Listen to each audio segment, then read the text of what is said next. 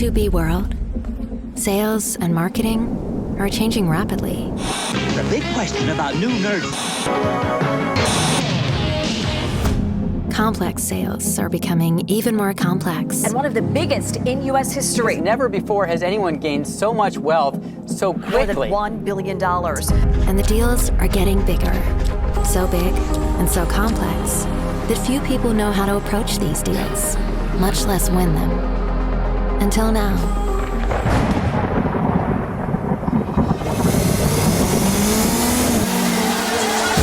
Discover the formula behind multi-million to billion-dollar deals. Learn about the complexities involved and get a unique, cutting-edge approach that blends account-based marketing and sales with enterprise social selling in a way that will transform your sales and marketing team. Megadeals.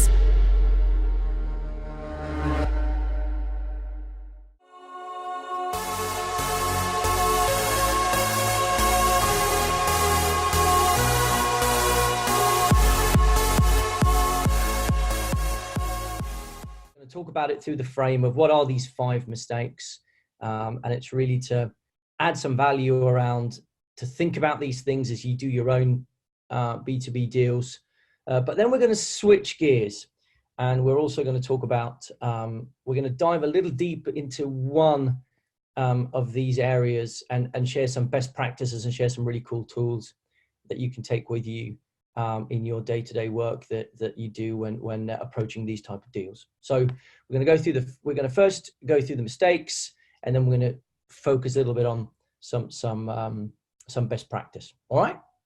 So let's kick off. Who are these guys, David? Yeah, this is like a bragging slide actually. So we will not go into details, but both Bora and I have done some really big deals in the past, and we also have some senior roles in Fortune 500 companies like Amex and Monogram, and also leader positions.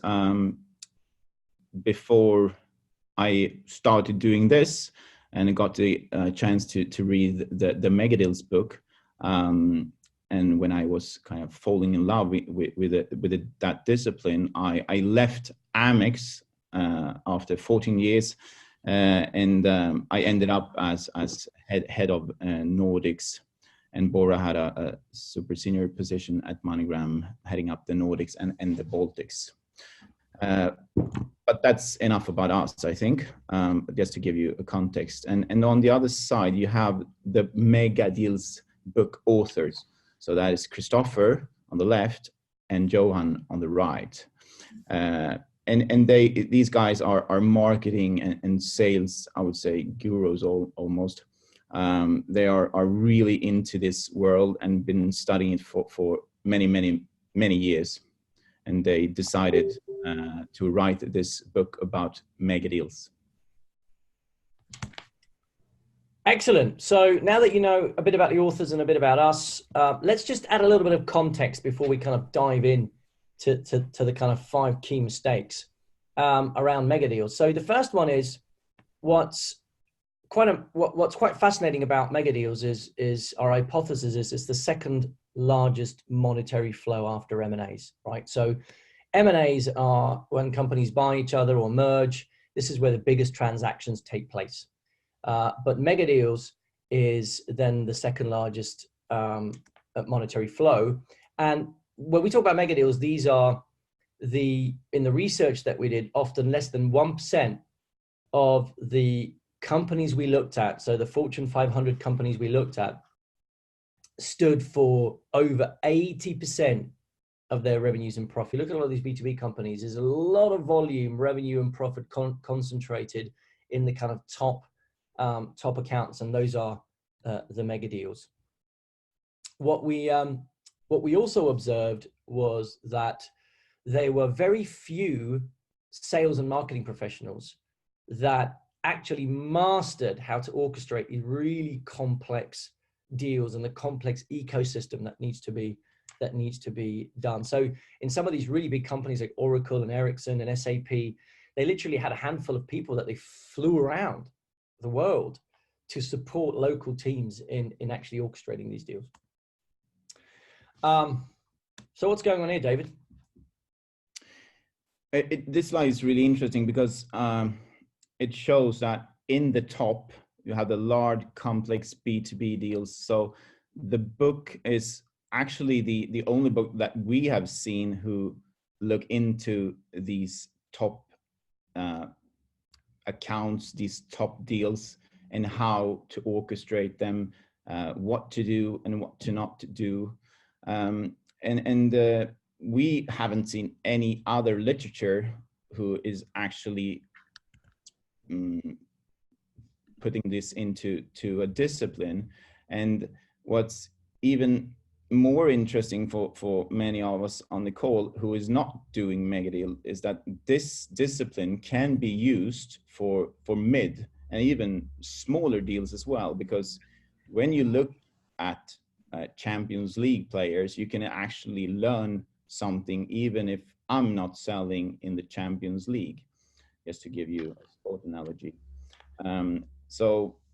There's no book where we have seen who put marketing and sales into working as one team as this book and discipline is doing. So that's really important to, if you have a feeling now that I'm not doing Megadeals, maybe you want to do Megadeals, but this could actually be applied on deals which are smaller than a Megadeal. Exactly. And for me, it's quite amazing. And David and I were blown away when we read the book way before it was published. It was mind blowing, first of all, that it's the first time we'd ever seen anyone put together a discipline of how you do these large complex deals. But given what we just shared about the size of the volume and the kind of, it really represents the biggest accounts in these B2B deals that nobody's written about, it was actually quite for me, amazing. Yeah. Okay. And to be honest, Bora, when we did our big deals, mega deals, we maybe did 70% or less than that were actually in the discipline in the book. So we learned a lot from it as well. Absolutely. And a lot of the stuff, the piece we'll be going into a bit more detail about today is something that David and I have actually taken on board only recently and started to do in a very disciplined way. So the Megadeals discipline is really a discipline of how you sell and market to large complex deals. And it's either your current accounts that you want to grow or prospects that you want to, new business you want to bring in. It's not a dialogue technique. So a dialogue technique would be challenger, spin, solution selling. That's when you have the person in front of you that you want to negotiate with, and you drive a dialogue to move the sale forward. This is a framework and a checklist of how you actually do these deals. But these two complement each other. They complement. So you need both. And we kind of developed this hypothesis. And it is an hypothesis, but we haven't seen anything that's contradicted the hypothesis yet. And that is that you can't become a really large B2B company without doing mega deals. So one of the keys to really grow as a company is being able to do these deals.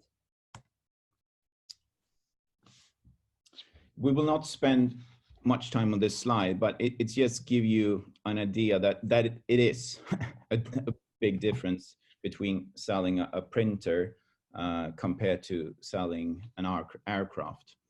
I mean, that is obvious, right? But the further you come on the right side, the more important will the things be that we go through here and what we teach in our workshops and transformation programs.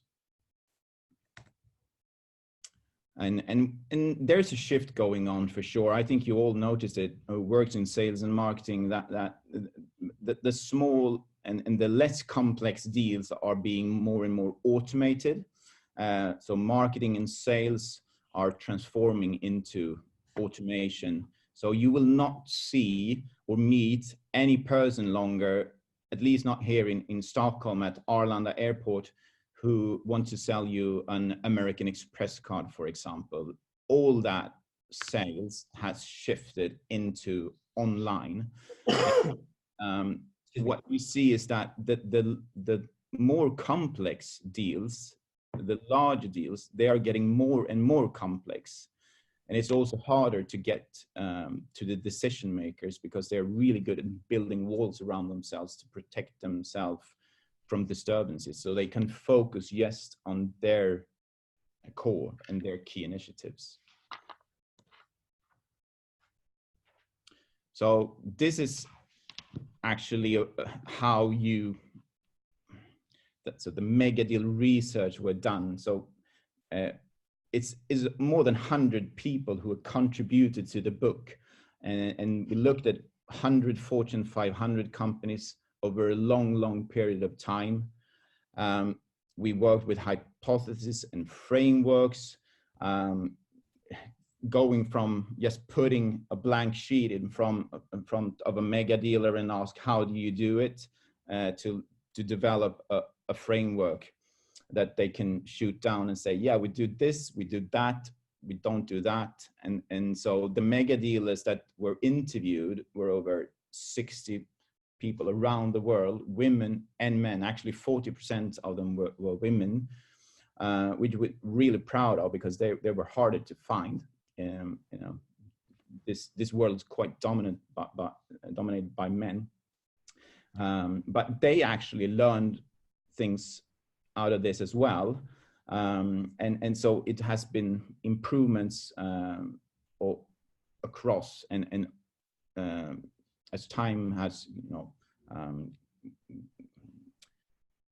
further on, you have done improvements all the time. And if you see anything in the book when you read it that you want to add to it, we want your help, we want your support, because we want to learn as well and add it into the next edition, or you know, the second book. So please feel free to email us and say, have you thought about this, or I don't agree with that. We would like that interaction. So this, it's, I mean, in a way, this is difficult. Some of it is very complex, but it's also, if you follow this framework, it's not as complex as it could look. So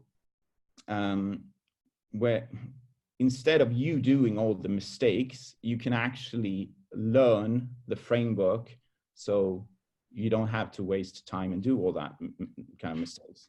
Yeah, Boro already talked about the Pareto, the 80-20, which is much more extreme in the case we looked at. Yeah, we don't have to talk that much about, is a lot of money involved, and these mega dealers, in average, they are doing like 10 million kroners or $1 million. And actually one of the mega dealers, he's about 60 years old. He made about 500 million kroners just in, that would be around $50 million just in commissions. So yeah, there's a lot of money involved in this, of course. Cool. So as we're talking about the mega dealer, what is a mega dealer? So let's just kind of, you know, clear up the kind of definition. And there's, some of you may have heard this story, but it's kind of worth hearing again, and I really love it. It's from the Walter Isaacson's biography of Steve Jobs. I don't know how many of you have read it, but you may recognize the front cover. It's kind of like black and white, and kind of Steve Jobs' face with his kind of like half beard. And in that there is this great conversation between Steve Wozniak and Steve Jobs. And Steve Wozniak, of course, is the tech guy and the co-founder together with Steve Jobs. And Steve Wozniak says to Steve Jobs, what do you actually do? You know, you're not an engineer, you're not a product guy, you're not a marketer, you're not sales, you know, and he challenges Steve Jobs, right? Can you imagine doing that? And Steve Jobs says, musicians play their instruments, I play the orchestra. And it's a really profound way of saying that, you know, he wasn't brilliant at these specific competencies, but he was absolutely amazing at finding the right people and then kind of orchestrating the whole thing, right? That was his core competence. And that's what a mega dealer does, right? They they are skilled in the different competencies of being a mega dealer, like, you know, contracting and financing. They're good at negotiations and dialogue techniques. They understand the marketing elements around account-based marketing and enterprise social selling. So they get all that and they're good at that, but they're, you know, they're not brilliant in every single one, but they're amazing at orchestrating the really complex ecosystem in their own organization and the external ecosystem to kind of orchestrate and close these deals. And I think that's a great analogy of what the profile of a mega dealer is. So we are going to now, we've given you some context, right, about mega deals.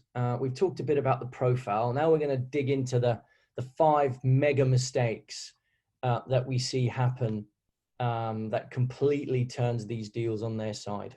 So David, do you want to kick us off? Sure. So one of the first mistakes we do when we look at the prospect list, right, is that we look at these shiny objects, like these brands. We want to work with the best brands. We want to approach Microsoft, Apple, Google, and I call them shiny objects because it's not always that your product and service will fit into these companies.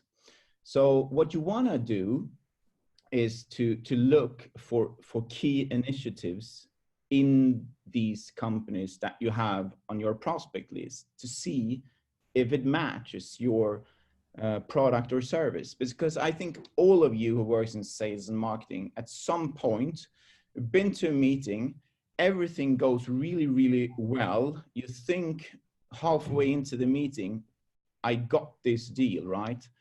And then by the end of the meeting, they thank you for coming there and say, maybe we can get back to you after summer or something. This is really interesting, but it's not the right timing. And that is really frustrating. And we then have to go to ourselves and say, what just happened? Were we in the same meeting here? Don't they understand that this product or service is really, really powerful? And they might think so as well, but it doesn't fit into their goals they have right now.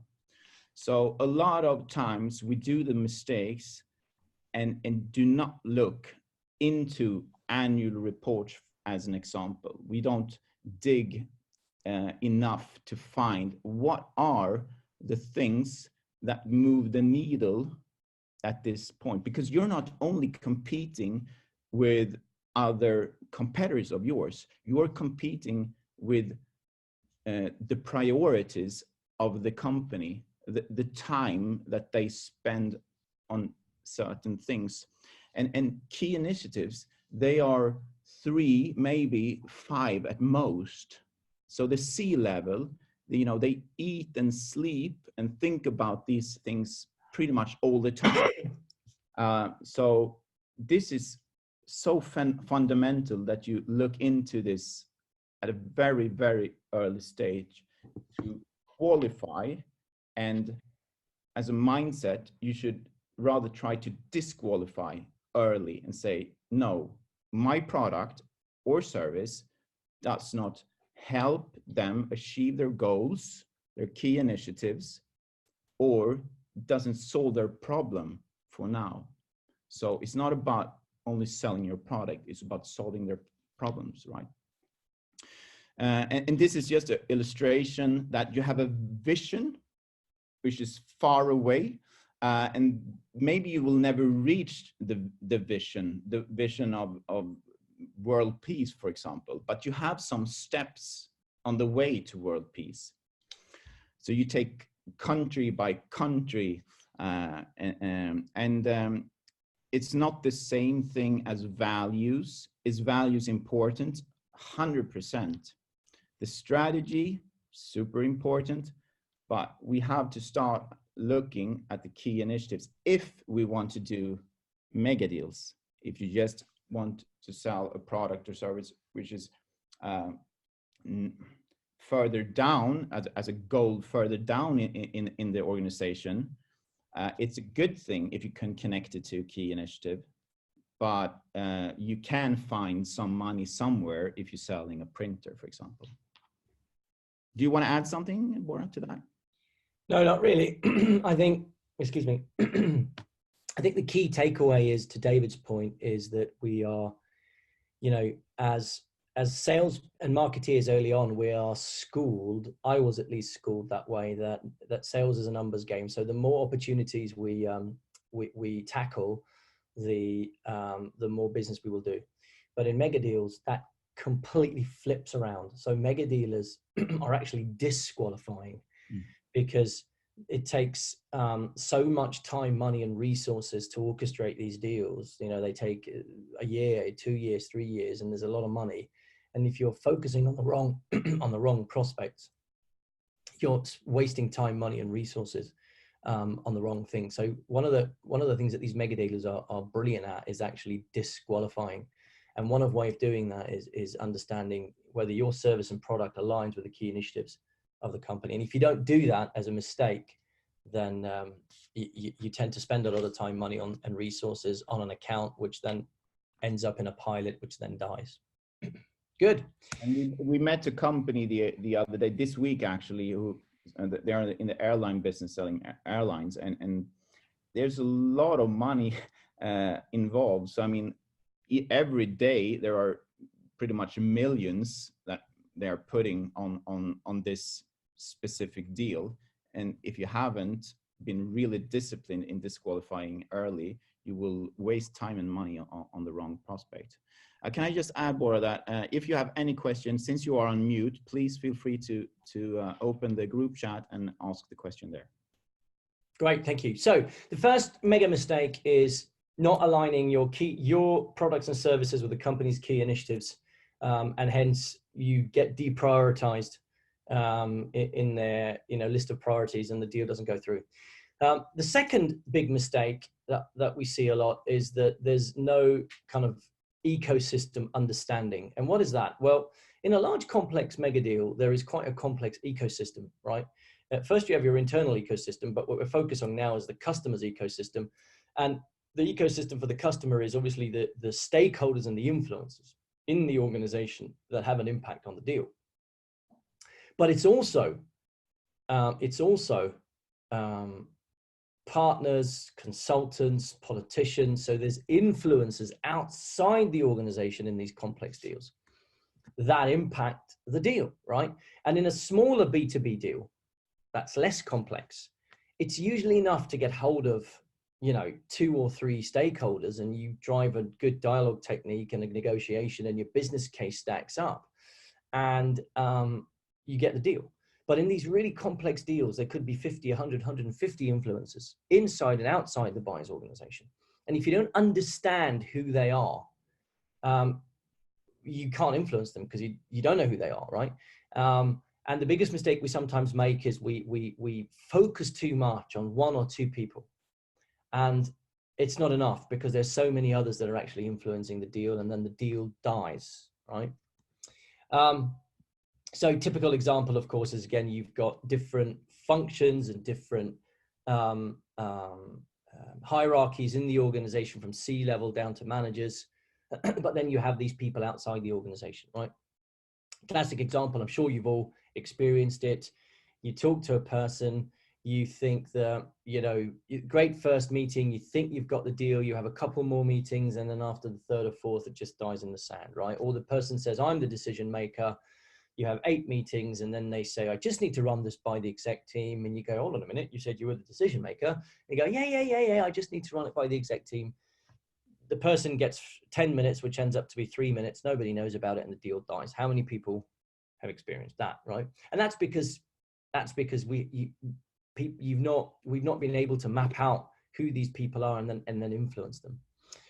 So what I'm actually going to do now is I'm going to show you a fantastic tool that we use. Some of you probably use it, and if you do, great. If you don't, I really encourage you to use this tool. It's called Sales Navigator, and Sales Navigator is the LinkedIn product. So you buy it if you're part of LinkedIn and you're part of Premium. You can, I think it costs like $600-700 a month. It's worth every single penny, and it's an absolute. That is kroner, right?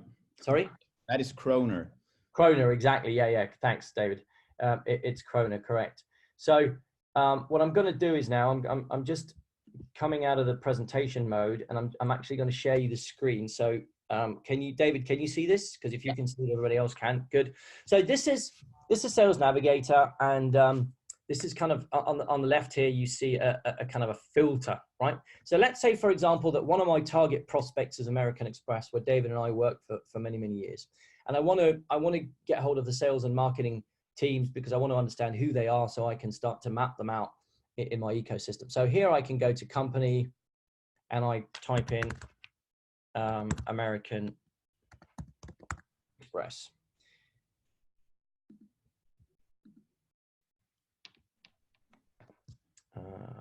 Okay, and of course it doesn't work. Classic. Let me renew the page.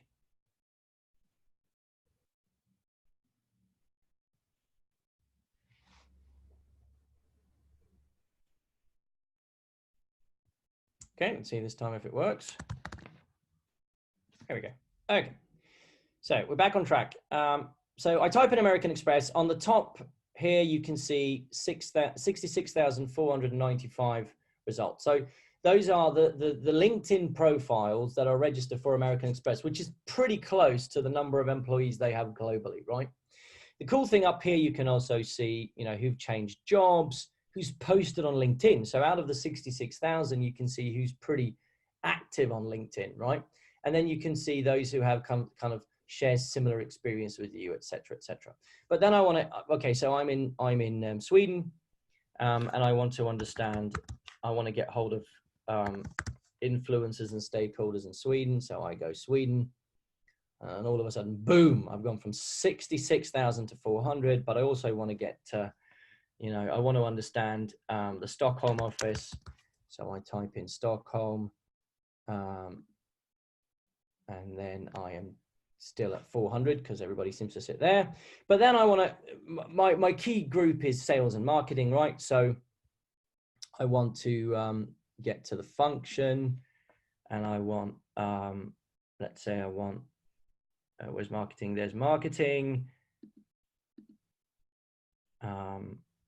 So 34 now. Well, let's just stick to marketing for the sake of this example. So I've gone from 66,000 to 34, and also I want seniority level. So I want to get hold of those who are VP. I want directors. Yeah, let's say I want to get the most. I'm just making this up. So I've gone from 66,000 employees to 2 employees. So who are the most senior people that I need to influence in the American Express organization in Stockholm, in a matter of, well, we did it in about 2 minutes, right? It's absolutely a phenomenal tool, and a really kind of great way to start to map out the specific people and the functions that you want to get hold of in specific target accounts. So I hope that's useful. Okay, so let's move on. This is just another tool. It's called Lucid Chart. It's just another way of mapping up kind of the decision makers in an organization to understand who sits where. So the first major mistake that we see happening is that your services and products aren't aligned with the company's key initiatives, and you're not prioritizing. Second one is you don't understand the ecosystem and how that impacts the decision, and who are the key decision makers and stakeholders. And we've just shown you some tools that you can use. The third thing is then the hardest thing in mega deals that we see in orchestrating these deals, and that's actually failing to achieve consensus. So what we see all too often is that you've either got too few influencers and stakeholders, right? And or you are not influencing the ones that actually have a key influence on the deal, right? And the biggest mistake that we generally see is that that companies and sales and marketing professionals rely way too much on human touch points, which you see at the bottom of the screen. And human touch points is physical meetings, phone calls, right? It could even emails to a certain extent, but where we're trying to kind of physically by phone, get hold of people. And as you know, cold calling and these type of things are in this new world of sales and marketing is pretty much dead, right? So where we see the mega dealers really being successful is when they start to combine both human and digital touch points. So they're not only having meetings and that kind of stuff, but they're also driving thought leadership by educating, by challenging, and by entertaining stakeholders, influencers across the ecosystem and organization, but through enterprise social selling on LinkedIn, through account-based marketing activities, like, for example, IP targeted ads, etc. Okay, we won't go through this, but I think the points, hopefully the points come across, right? And what we're going to do is, before we go into Trojan horses, is we're actually, because driving consensus is the hardest piece, and it's where a lot of people really fail. The second half of this presentation, we're actually going to dig a little deeper into how to do that in a successful way, and what do you need to be thinking about when driving consensus and scale. So we'll come back to that. David, no Trojan horses. Yeah. So for many of us, this is a new word, Trojan horses, in this context. And everybody that was interviewed for the book, all the mega dealers says the same thing. If you do not have a Trojan horse or several Trojan horses in the buyer organization, you will not close a mega deal. So failing, if you do not have any Trojan horses, that's a huge mistake, because then you probably know that the other ones who are approaching this customer and your competitors will have it. And what you will get from these Trojan horses is the information that you can't read about anywhere. There's no official website where you can read these things. There's no book about it. It's just information that you get from these Trojan horses. And these Trojan horses, they are further down in the organization. So it's not the typical champion that we can read about in other literature. They don't have decision power, but they would love to help you or your company for some reason, mostly because it helps the company they work for. So they are not illoyal. They're not sharing information that is confidential. It's nothing illegal about it. It's just that you get information that you can't read about through the official ways. Again, I'm going to give you a very short story, which is a longer story when I tell it in the workshop. But I met with a Trojan horse. I had several Trojan horses in an account called IKEA, and we managed to sign them in a year. It was much thanks to the Trojan horses. And one of them told me this amazing story, very short. There were two guys flying in from the US, sales guys, who were meeting with three super senior persons at IKEA. They were dressed like I am today, in a three-piece suit with a tie, cufflinks, shiny shoes and everything. And when they step into this meeting with these three senior guys from IKEA, they thought they came into the wrong room, because they met three guys in a piqué shirt, jeans, and sneakers.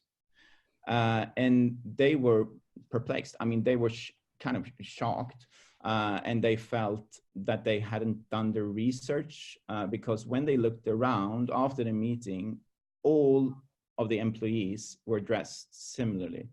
But they did a good job, and they were welcome back. I think a few weeks later, they came back, and they were thinking we should dress like the ones like you dress at IKEA, obviously. So they come in a shirt, t-shirt, jeans, and sneakers. But on the other side of the room, the three gentlemen that they met earlier, they were dressed in a suit, it with a tie and everything, just to make them, it was a prank, but it was so powerful. And just to give you an idea, that everybody in the office at IKEA asked these 3 senior guys if they were going to a funeral or something, because they've never seen them before or after that in a suit. So I think that's a great example of what kind of information you can get and how you can prepare, so you don't make a fool of yourself. That's an excellent story, David. Okay, so the 5th and final mistake that we see happen in these mega deals is failing to mitigate customer risks.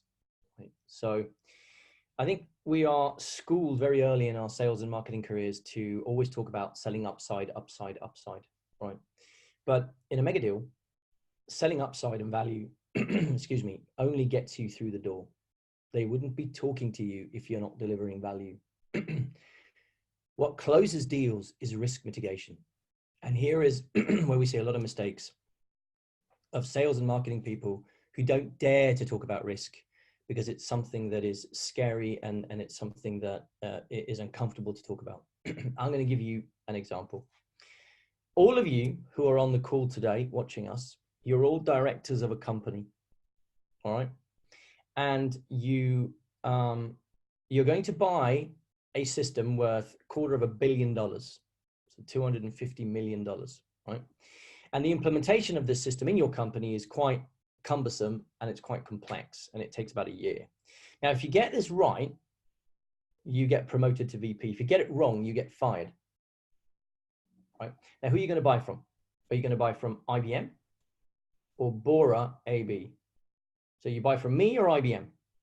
Now, if you're sensible, you'll buy it from IBM, right?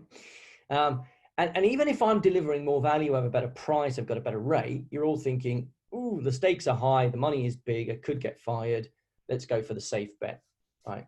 And that's exactly how, how these decision makers resonate. So it is so important early on in the process, and these what we see these world-class mega dealers is they bring up the risk really early. They have risk mitigation workshops, they bring everyone in, because if you don't talk about risk, will the risk disappear? No, of course it won't. They'll still be thinking about it and you can't manage it. But if you bring up the risks early, right, and you talk about, look, here are the risks of doing business with us, right? These we can mitigate, these we can half mitigate, and this risk actually you can't do anything about. It's a very honest conversation and it builds trust. And this is a big mistake that a lot of sales and marketing people don't. They don't bring up risk mitigation. And just one final point here. It's very important to talk about the difference between real and perceived risk. Most of the time it's a perceived risk. It's not a real risk, right? Buying from Bora AB is just a perceived risk because you're probably thinking, ooh, you know, can really he deliver? He's a small company. What's the quality of his delivery? You know, does he really understand what the future is going to be, and will he even be around in the future? These are all perceived risks. Whereas IBM, you know, they've been around, they're a huge company, a lot of cash, they've always delivered, global, they can deliver, right? So it's about managing these perceived risks, which is key. Okay, so we have we've gone through the five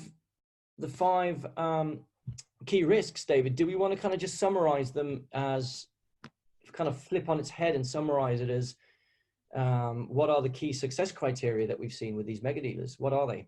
No, I mean, as I said earlier, it's one thing to learn this by doing, as many of us have done. I failed a lot of times, and Bora as well. But and sometimes you actually need to fail. But there's a lot of things, if you worked with this discipline, that you don't have to fail actually, because you can build this into your everyday life. It probably takes a while because some of this is new, but some of this I know you already do. Maybe you need to just dig a bit deeper. And just to summarize from another angle, not what you shouldn't do, this is what you should do. So always align with the key initiatives if you're going for the big bucks. If not, it's even good to do that as well. It's more likely that you will close the deal, right? And if there are 5 key initiatives and you only hit one of them, if that's maybe the highest priority, I mean, good for you. If you nail 3 of 5, then I would say your odds are great. So understand and map the ecosystem. This is super important, and I think we have to spend some more time there than we do today. And we have this great, phenomenal tool which Bora showed you, and there are many more tools that you can use to do this. And then you create consensus at scale by driving thought leadership. You do it through digital and physical touch points, and you need to do it on a consistent basis. You find your Trojan horses, and you develop. You want to have more than one, because you want to also see if that makes sense, what that person is saying. So because they can fool you, they could plan things if they want to be mean. So you need a few, and then super important, and I learned a lot from this book about how to mitigate customer risks. So the things you don't want to talk about in your previous life, bring them up, speak about them, talk about them, because it builds rapport, it builds trust when you do, and you be proactive instead of reactive. Great, thank you for summarizing, and I hope this is clear for all of you to take away some key points. So in the remainder of the time, we just want to dig a little deep into the driving consensus and just give you a little bit of a few takeaways to think about as you go back into your day-to-day activities and you're working with these complex deals, what you should be thinking about when you're thinking about driving consensus or wanting to drive consensus. So there's four key criteria to think about when driving consensus at scale that are really important. We're going to kind of touch briefly on them now. So one of them is as we talked about, mapping up the ecosystem. So understand who your target prospects and accounts are and who are the people that you need to influence inside and outside the organization. 2, you need to develop relevant content that educates, challenges, and entertains your audience. Right? We talk too much about me, benefits and features, and it's so important to drive thought leadership. Thirdly, communicate frequently. So if you're on digital channels like LinkedIn, or if you're doing account-based marketing through, for example, IP targeted ads, you've got to do it frequently. So if you're posting on LinkedIn, we say twice a week minimum, because then you're top of mind. And then finally, sales and marketing need to work as one team. You know, this old school of sales marketing over here doing print campaigns and direct mail campaigns, and then the salespeople over here are kind of working with the customers, and they work in silos. That doesn't work in this new world of both digital and physical touch points. Okay, so this is kind of a summary of what we just talked about. So at the bottom, you've got to have your content, which is the source from which you drive your thought leadership, which is what we call our messaging architecture. We're going to give you an example of how we do that. And then once you've got your kind of source where you drive your thought leadership, you then create videos, articles, posts. So you bring that content to life, and then you kind of like communicate that content through different channels, whether it's account-based advertising, whether it's social media, PR, customer presentations, customer interactions. And then the key thing here is not spray and pray, but it's about targeting your relevant audience and stakeholders that you've mapped out. Okay, so let's talk first about mapping the ecosystem as an example. And I've already given you an example of how LinkedIn Sales Navigator works. And that is one great tool that you can use to start to map out the ecosystem, right? And once you start to map it out and you start to, and this is an example of how you start to connect on LinkedIn. There are other ways of doing this through account-based marketing, but if we just look at LinkedIn, once you've mapped out who they are and you've found the people in your target accounts, it's then about how do you start to interact and engage with them, right? And stalking is not good, right? So don't stalk them. But there are a number of different ways to do this. We're not going to be able to go through all of them, but we're going to give you one really cool method, which we call bee swarming. So bee swarming is where you are several people from your organization that go into one of your stakeholders' LinkedIn profile. So what do you do when somebody goes in on your LinkedIn profile? You look at it and you look at this person, you go, who is this person? You probably click on them. You want to know, are you trying to get recruited? Why are they looking at my profile, right? Imagine if 5 people from an organization went into your LinkedIn profile. You'd be going, what is going on here, right? And this is an example from where Christopher Engman used to work and invested in a company called Climon, who they sell power plants, but they turn waste heat into clean electricity, clean energy. And they want to get hold of this guy called Ingvar in Iceland, right? And so 5 people from Climon go into his LinkedIn profile, one of them being the head sales guy, Ruben, who you see there. And he goes, what's going on, right? So he clicks on the website. And on the website, on the right-hand side, Ruben has posted a really great article that drives thought leadership and that educates and challenges. I don't know if it entertains, but it educates and challenges about the key area that's important to Ingvar. And it's also a picture of Iceland, right? So Ingvar reads the article, finds it really, really interesting. He contacts Ruben, right? So, and in 3 months, on the bottom right-hand side, you can see from the Swedish Financial Times, Dagens Industri, in 3 months, they actually closed a deal of 300 million by him, Ingvar, contacting Climon, not the other way around, right? So this is a phenomenal example of how you can use digital tools like LinkedIn, and by using, a technique of bee swarming to get interest, drive thought leadership, and then engage in a conversation.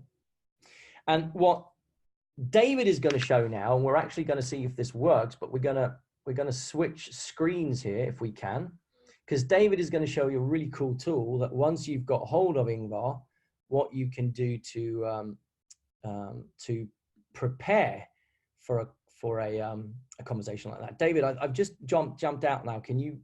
Yeah, sure. Go in. Yeah. So now you will probably see my screen, right? So this is a cool tool that is called Crystal. Maybe some of you are familiar with it, but it's super, super cool. So this could be used in physical meetings, but also in the digital world. So when you try to reach someone through email, for example, you want to know, if you don't know this person, you want to get a sense of how to approach him. So this is Bora, for example. So when I'm in at Bora's profile, I just click on my Crystal device, and up comes a lot of information about Bora. And it says that Bora tends to be an enthusiastic and decisive achiever, blah, blah, blah. And I need to not call Bora. I'm gonna have a meeting with him. So how do I make a sales pitch, or how do I make a good impression? And I get some advice, what to say and what not to say, etc. If I want to write them an email, I got email templates. It's super cool. And we could actually try with one of you. Do we have time for that, Bora? If someone wants to. You know what? I think normally we would try, but we've got 10 minutes. So I want to make sure we get through and share the stuff that we want to share. I have 2 free views left. So I think you get 10 or something, or 15 when you sign up. So you can try it out if you like. And we are not selling it. In a way we are, but we're not getting anything for it. We just want to show that it's actually working. We try this with so many people, and it works. It's amazing. I mean, it really is mind-blowing how it gives you a 90% accurate picture of this person and how they are. It is mind-blowing. It's absolutely mind-blowing. Try it, test it, but it's a really great tool that once you get hold of the person, the first tools are more about The first tools are more around when you can't get hold of your decision maker, what tools can you use to influence, right? Whereas this tool is once you get hold of your decision maker, how can you start to learn more about the decision maker? It's a great tool. I really recommend it. Thanks, David, for sharing. Okay, so let's move on. So the first thing we talked about, let me just share my screen. So the first thing that we talked about was about mapping the ecosystem. The second piece is then about driving relevant content, right? Now, this is actually a much broader discussion. We won't have time to go into detail, but we do want to just share an essence of what this is, right? We call it messaging architecture. Messaging architecture, as I said earlier, is the source from which you draw your thought leadership. And we're not going to be able to have time to go through all of it, but there is one element of the messaging architecture that's called fundamental messaging. And personally, I find this absolutely brilliant in how you develop your thought leadership. So let's walk you through it very, very high level and briefly. At the bottom of this, it says, why this vendor? And this everybody knows. It's your value proposition, your benefits and features. Everybody can talk about this until the cows come home, right? The problem is if you keep talking about your benefits and features and how brilliant and you are, and all your competitors do that as well, it's very difficult for the customer to differentiate. And what they end up differentiating on is price. And that drives margins down, right? So think about this as the process that the decision maker or the stakeholder goes through mentally when they're making a decision to buy. See, as a decision tree. So the first thing that they need to understand is what are the macro change drivers in their environment? Because if there's no change going on in their world, why do they have to change from their current system or product, right? So some companies are actually really good at talking about this. So for example, if I'm selling Megadeals, what I want to be talking about to make people change how they how they sell today is that sales and marketing is becoming more and more complex. It's becoming more difficult to reach decision makers. Decision makers are more on social media, right? It's their biggest accounts. And there are very few people that can really orchestrate these deals because they're so complex. So these are some of the drivers that I should be talking about. Not talking about Megadeals and me, but the change drivers to get the decision maker to say, yep, I need to make a change. But then the problem is most people go from that to talk about benefits and features, which is why vendor, right? But there are two important categories in between. Because once the decision maker has made the decision that they should change the way they do things, they don't necessarily have to buy Megadeals. They could choose different categories of solutions, right? They could hire external expertise, which is us, but they could also hire internally. They could do it themselves. They could buy a CRM system, right? So there's a categories of solutions that they could go down before even thinking about buying Megadeals, right? Or do nothing at all. Or do nothing at all. So I need to understand these categories, and I need to understand the pros and cons, and I need to drive thought leadership about why my category is the better category without talking bad about the other categories. Because if I can influence them to choose my category of solution, they then fall down into a subcategory. So they kind of go, okay, I get it. Hiring, it's a scarce talent, so I'm not going to find it. The CRM system is not going to solve how I do big deals, etc. I need external expertise, right? So now they fall into a subcategory, but they don't necessarily still have to choose me. They could look at dialogue techniques. They could say, actually, I need to bring in Challenger and train everyone on Challenger or negotiations or broader sales. So I need to explain to them, for example, that dialogue techniques are important and they will help you when you get hold of the decision maker, but in a large complex deal, you don't get hold of all the decision makers. And you need a discipline that helps you sign these deals. And they go, okay, makes sense. So I'm arguing about the subcategory of solution. I'm not driving thought. I'm drawing thought leadership about the subcategory of solution. I'm not talking about me. And it's only when they get to the bottom of this that I can start talking about me, right? So it's about, do I understand the macro environment? Why do they need to change? What categories of solutions can they choose? And how do I argue for mine and drive thought leadership? What are the subcategories of solutions? How do I drive thought leadership around my subcategory? And then I talk about my benefits and features. And when you do this really well, and it's so powerful when you use this, when you're posting on LinkedIn, when you're doing IP targeted ads, when you're in meetings, to drive this type of thought leadership around these categories and macro environment, rather than just talking about me. All right. So the first key thing was about mapping the ecosystem. Do I have the right target people that I'm targeting? The second piece was about, do I have the right content where I can drive thought leadership that educates, challenges, and entertains my group to be interested about what I'm doing, right? So one of the things we talked about was enterprise social selling. So one technique of doing this digitally is doing it on LinkedIn and so on. But another great tool that you can use is also account-based marketing. And this is kind of IP targeted marketing, if you like, right? And that's where you create different types of ads, but then you target the buyer. So the buyer in this case is in a specific building, the buyer, right?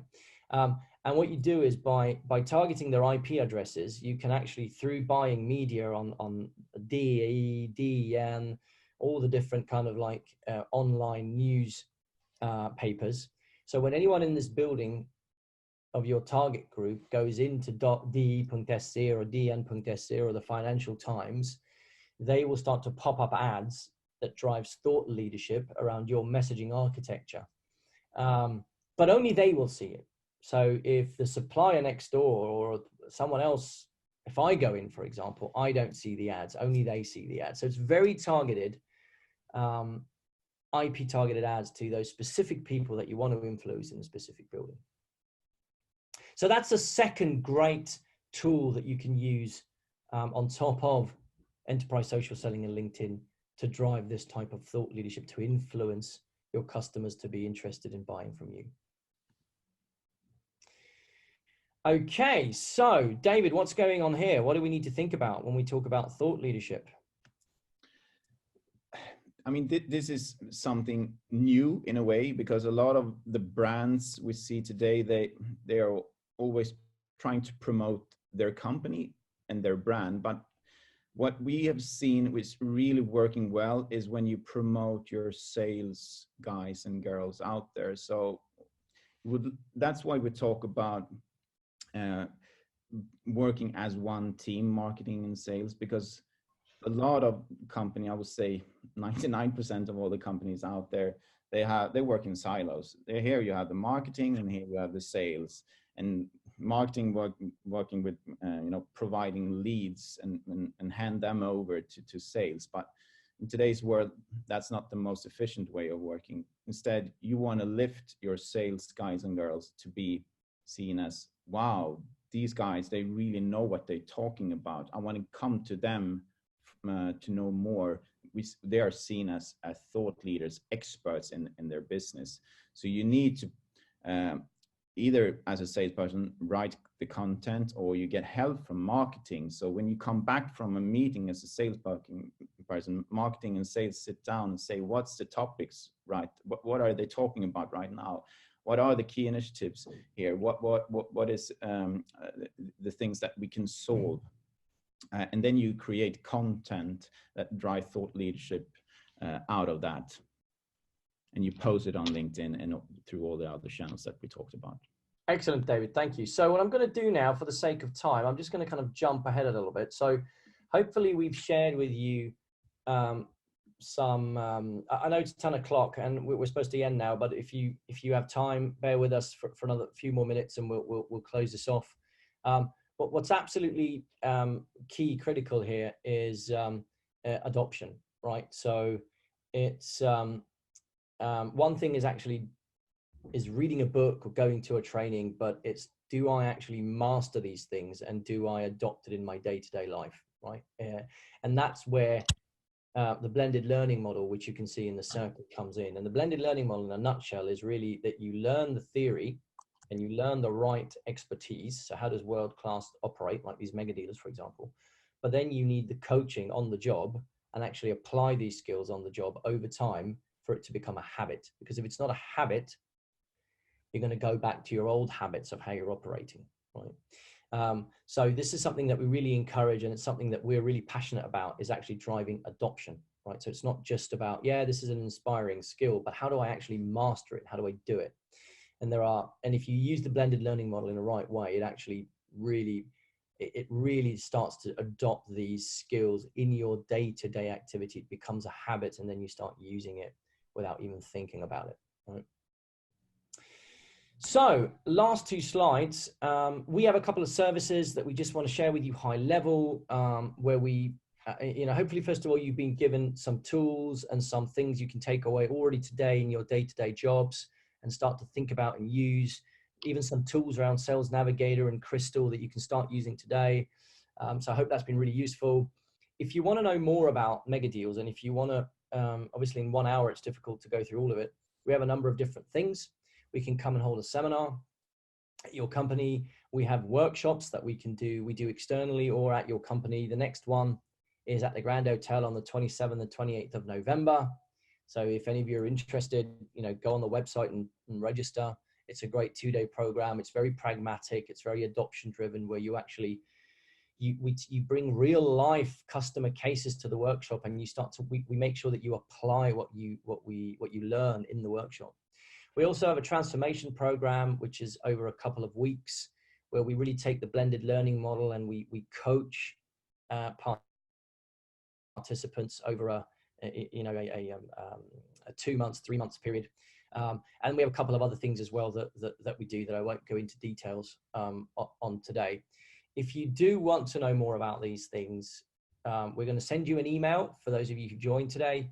In there will be a calendar where you can go in and book 30 minutes with David or me to talk more about Megadeals or how you want to adopt this in your day-to-day practices. So feel free to book some time with us for a follow-up, and we'd love to chat to you more about this and guide you on how you can adopt this, some of these things. Or if you want to do more with us, we'd happy to set up some of these sessions with you to help drive adoption. And then just a reminder again, the next Megadeals workshop is in a couple of weeks' time. It's at the Grand Hotel. If you're keen and interested, either register or set up a time with us and talk to us about it. And feel free to connect with us on LinkedIn if we're not connected. Absolutely. David, Okay. I think we've come to the end. Anything else we want to kind of close off with, David?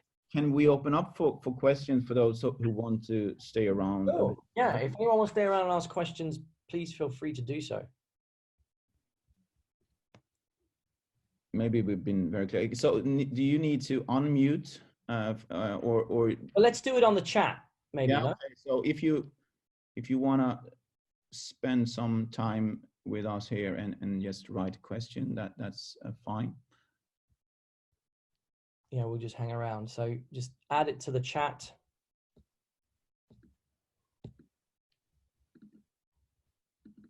So this tool, we got some question about the tool, the Crystal. It's actually www.crystalknows.com. And Robert was kind to send a note that you will benefit from doing this in Chrome. So you add the solution as an extension to Chrome. And that's what we showed before, that it's actually an extension there. So it doesn't work in all the readers, but in Chrome it's okay. Now there's some writing here. Very interesting. Have a shot. Perfect. What would the two most important things be when trying to develop relationship with champions, Trojan horses, with the buying organization? Two most important things. Oh, that's a good question. So if I go back to when I started in sales in American Express, I used to be a police and a lawyer, so I didn't have that much experience of sales. So I didn't dare, to be honest, to go on C-level directly. So I started training in meetings where I felt comfortable, and that happened to be to build a relation and to build rapport with people further down in the organization, if I may say so. and that proved to be a good way of doing things. And as this book and all the other Megadeals also say, it's a great approach because you build momentum from bottom up instead of what we usually do. We go directly to C-level. And these guys are, they are so hard to get a meeting with because, as I said earlier, they are great in building walls around themselves. But you listen to your colleagues, right? So even if you're a leader, senior leader, if everybody start talking about your company or your solution, the C-suite will also start to get to know about that. Try to develop through LinkedIn.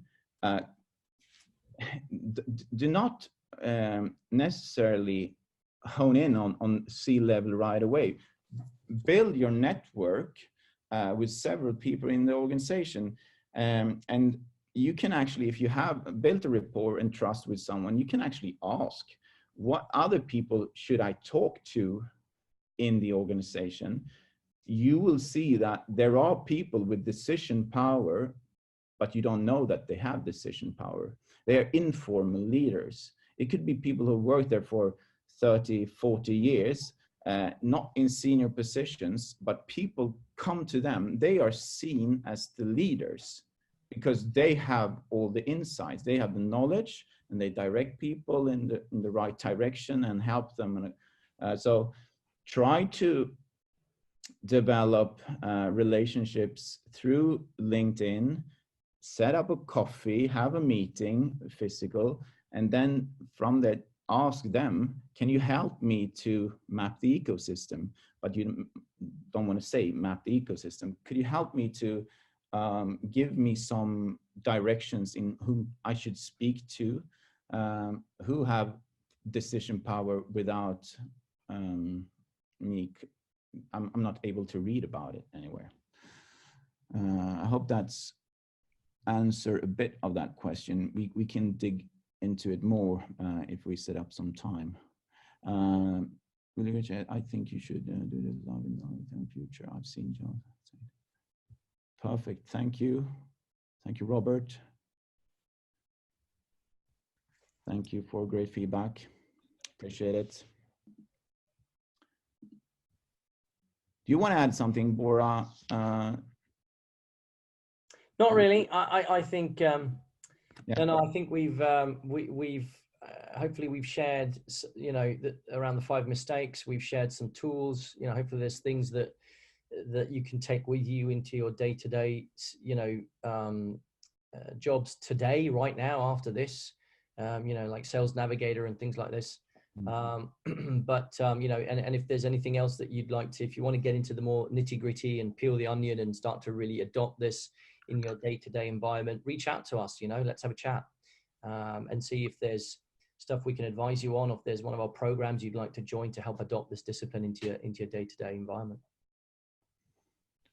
I think I saw someone from an airline company earlier. It reminds me of another story actually with Trojan horse. So, I mean, if you're going to a company like Lufthansa, for example, they will probably ask you how you got there, right? And if they know you're flying to meet them, do not choose SAS.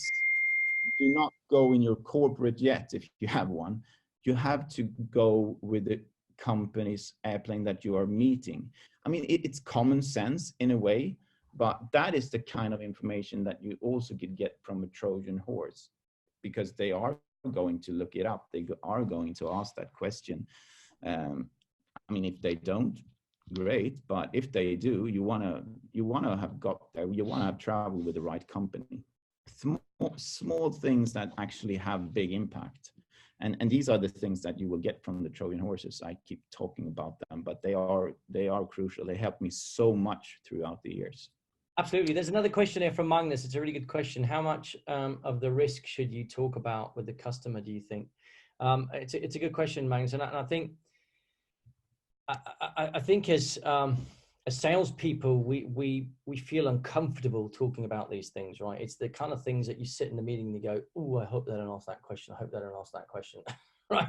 But that's exactly the, you know, the question you need to put on the table. So it's about being really authentic and open. And it's about, because it's changing the mindset from qualifying to disqualifying, right? So if there's a risk element that's going to kill the deal in 8 months, let's bring it to the damn table in the first 4 weeks, right? So you kind of, you don't waste time, money, and resources. That's the first element. But the second element is when you bring these risks up, because most of the time they're already thinking about these risks.